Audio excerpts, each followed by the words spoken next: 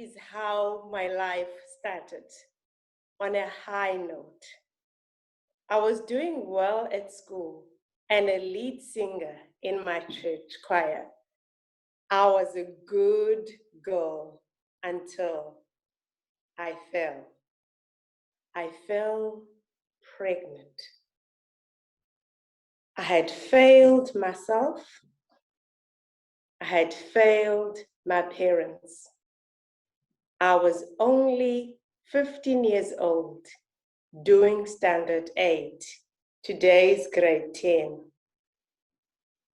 My strong voice was silenced. My bright eyes were dimmed. My bold footsteps faded away. I was my parents' pride and joy.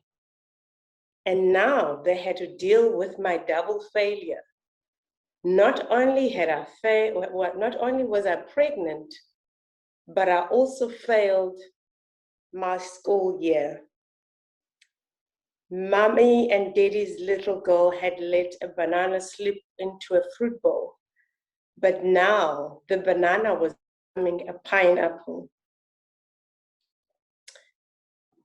Maybe I should give you a sneak preview to my life before pregnancy.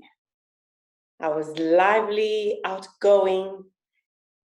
At school, I did well, as I said, and I played netball, was a good netball player.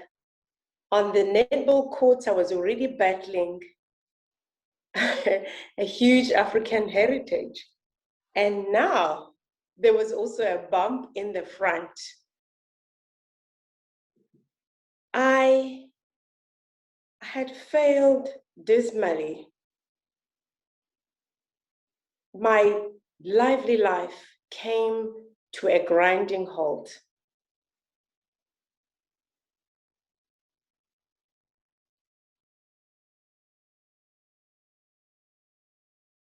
I became an outcast in my own family.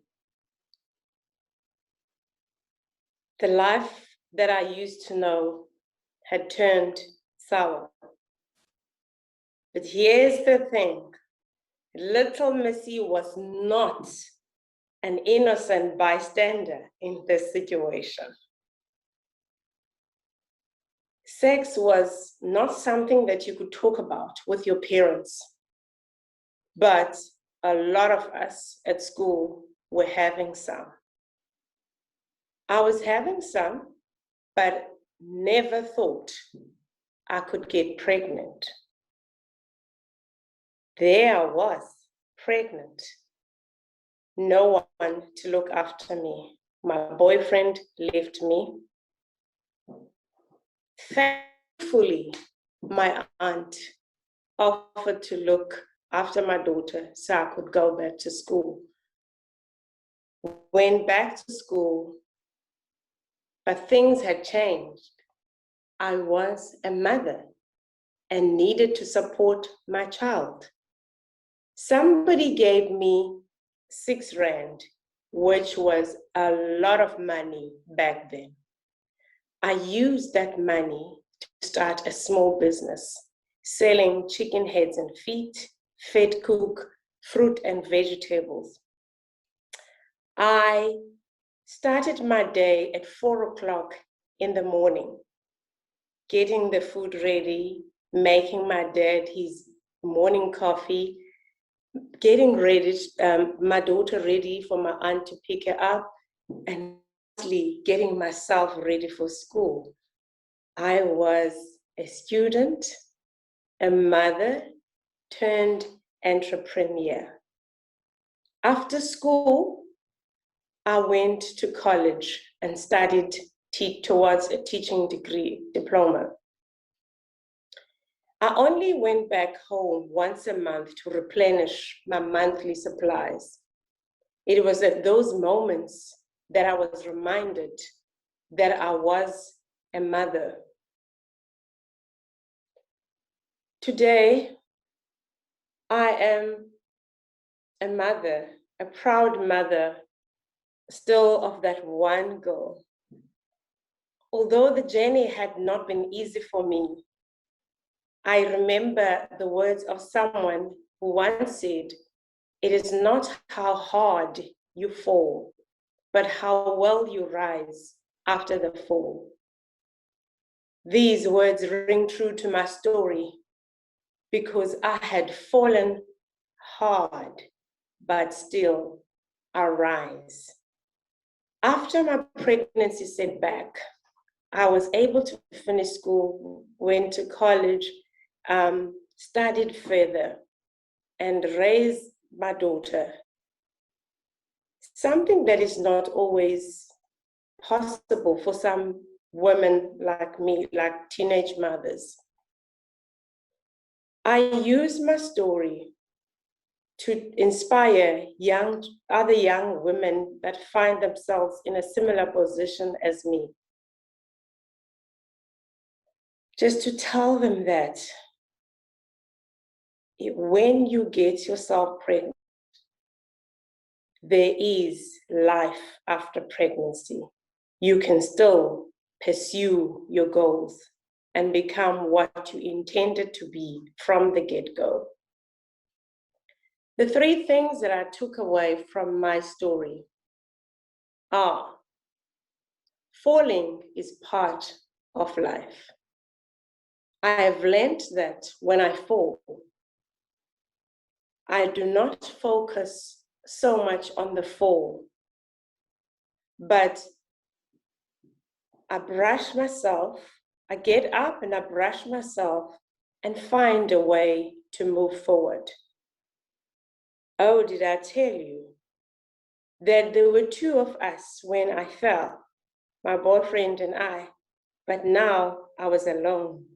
I needed to pick myself up because it was no longer about us. Us became me. Secondly, I have learned that I need to take responsibility for my own actions. Playing the victim and moping around does not help.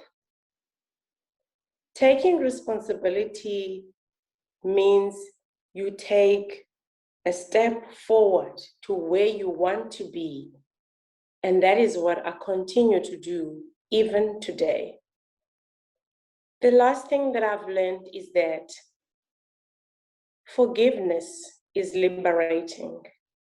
Although my family hurt me so badly, I had to look at the fact that unforgiveness rather, can the person trapped and unable to move forward. For me to move forward and for me to liberate myself, I needed to learn to forgive.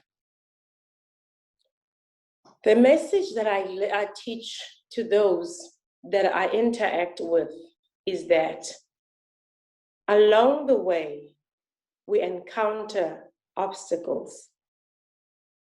But it is when those branches are so thick that we can miss the actual wood.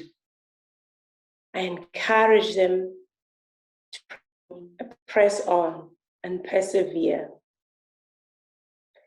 And I always tell them that, like starting with my daughter, when she hit puberty, I did not have to take a book out to teach her about the lessons of life.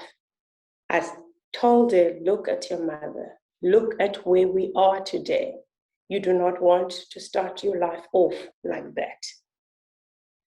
I also taught her to be resilient from a very, very young age. Resilient, respecting herself, and respecting her body.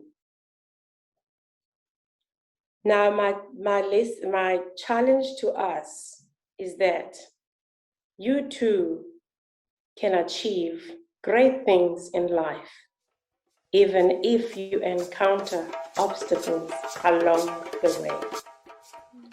Yilwa, unganikezeli. Thank you.